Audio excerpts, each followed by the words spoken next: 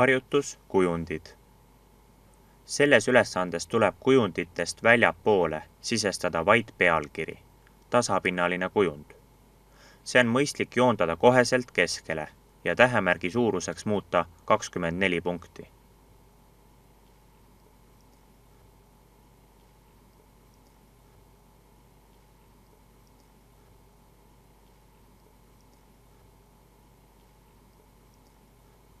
Seejärel tuleb hakata sisestama kujundeid. Neid kõiki kujundeid saab sisestada menüüst lisa ehk insert, nupu alt kujundid ehk shapes. Kujundi nii sisemist kui ka joonevärvi saab muuta menüüst vorming ehk format. Jälgima peab, et kujund on sellel momendil aktiivne. Hulknurga kujundi saab sisestada nupu vaba kuju alt.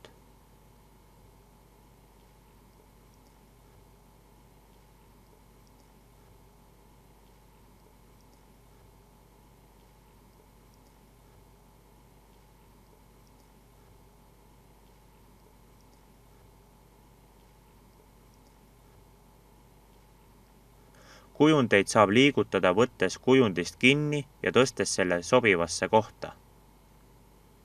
Kui kõik kujundid on ära sisestatud, siis ülesandes olevad nooled saab sisestada samast kohast, kus sisestati kujundid.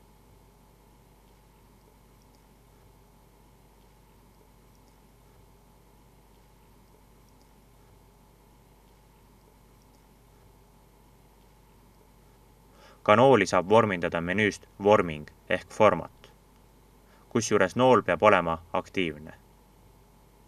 Kui kõik kujundid ja jooned on sisestatud, peab kujunditesse hakkama lisama teksti.